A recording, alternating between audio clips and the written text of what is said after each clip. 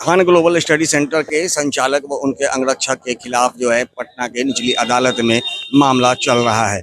आज सुनवाई थी, लेकिन आज जो जज थे उन्होंने आज की सुनवाई को टाल दिया है और कल सुनवाई होगी। फैजल खान सहित उनके दो अंगरक्षक जो कि पिछले एक महीने से पटना के बेऊर जेल में बंद हैं, उनके खिलाफ लगातार सुनवाई जारी है। और आज जो है जो निचली अदालत के जो जज हैं उनके द्वारा ये कहा गया है कि अगली सुनवाई जो है कल होगी और साक्ष्य की जानकारी दोनों पक्षों के अधिवक्ताओं से मांगी गई है। तो इन तमाम मुद्दों को लेकर के खान ग्लोबल स्टडी सेंटर के जो लीगल एडवाइजर हैं रंजन सिंह, वो क्या कुछ कह रहे हैं, पहले वो सुनिए। जितने भी जो लाइसेंस से रिलेटेड इशू था वो सारे उस पे मैटर पे डिस्कशन हुआ है और सारे पॉइंट पे क्लैरिफिकेशन मिली है। एक सिंपल इशू आ रही है जो क्रिमिनल इंसिडेंट्स पे, तो क्रिमिनल इंसिडेंट से रिलेटेड जो पहले वाले एडवोकेट दूसरे अपोजिट पार्टी के एडवोकेट है उन्होंने फाइल की है, जिसका ट्रांजैक्शन माने जो पिटीशन होगा वो आज हमारे मुवार सर को, सीनियर मुवार सर को दे देंगे और जो है कि फिर उसी पे जो है कि रिप्लाई भी आज ही देनी है। इस मैटर को कल ही जो है कि सुनवाई करनी है। जी जी जी जी।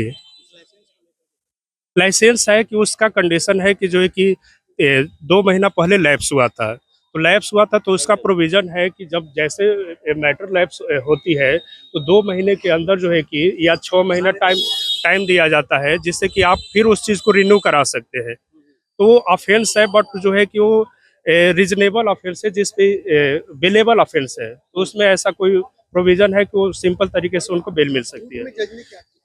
कोर्ट ने जज साहब का कहने का ये पर्पज है कि जो भी मैटर है दोनों पक्ष अपना डॉक्यूमेंट रखे और इस डॉक्यूमेंट को यथाशीघ्र सबमिट करके मैटर को जितना जल्दी से जल्दी वो डिस्पोज ऑफ किया जाए।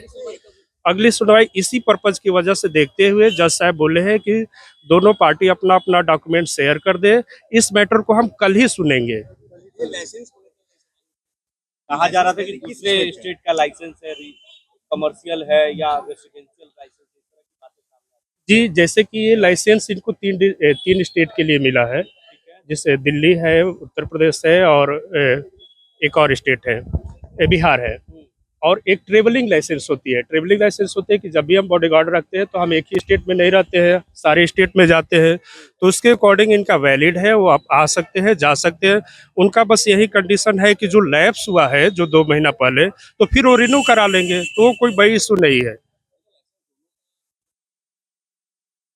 ये एक एक का हुआ है। जी कहा जा रहा है कि लाइसेंस जो गार्ड है जी उनके पिताजी के नाम पे था, जी। ये लाइसेंस किसके नाम पे? ये जैसे कि उनके फादर की डेथ हुई थी, हाँ। तो फॉर सेफ्टी पर्पस गवर्नमेंट का एक रूल होता है कि जब भी लाइसेंस किसी को इशू करेगी तो उसके कुछ कंडीशन होते हैं, उसी कंडीशन के बेस पर लाइसेंस इशू की जाती है।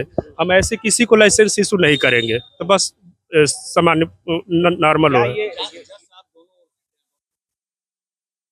जी, इसीलिए तो जज साहब का भी अपना कंसर्न है कि इस मैटर को जितना जल्दी से जल्दी हो डिस्पोज ऑफ किया जाए। लेकिन ये हो सकता है क्या पिता के लाइसेंस पे? नहीं, पिता के नाम पे नहीं लाइसेंस है, लाइसेंस उन्हीं के नाम पे है।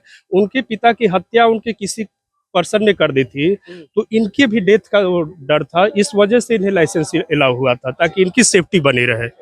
तो जैसा कि आपने सुना, रंजन सिंह ने सीधे तौर पे कहा है कि अगली सुनवाई कल यानी बुधवार को होगी और इसके लिए दोनों पक्ष के अधिवक्ताओं से कागजात मांगे गए हैं। और सीधे तौर पे जज साहब ने कहा है कि अब सुनवाई को ज़्यादा लंबा नहीं किया जा सकता है और इसके लिए उन्होंने निर्देश दिया है कि दोनों पक्षों को कागजात जल्द से जल्द हाजिर करने का, सबमिट करने का, और जब सबमिट हो जाती है तो फिर उस पर फैसला लिया जाएगा। तो कहीं ना कहीं देखा जा रहा है कि लगातार जो है फैजल खान को जहां कोर्ट से राहत मिलती नजर आ रही है, वहीं उनके जो दो अंगरक्षक जेल में बंद हैं उनकी मुसीबतें लगातार बढ़ते जा रही है, क्योंकि उनके जो हथियार थे, जिस हथियार से गोली चलाए गए थे, उस हथियार के लाइसेंस जो हैं उनकी भी लाइसेंस की अवधि खत्म हो चुकी थी। और ऐसे में अब बड़ा जो सवाल उठ रहा है कि जब उनकी लाइसेंस की अवधि समाप्त हो चुकी थी तो फिर ऐसे हथियार का उपयोग करते हुए उन्होंने गोली कहाँ कैसे चलाया।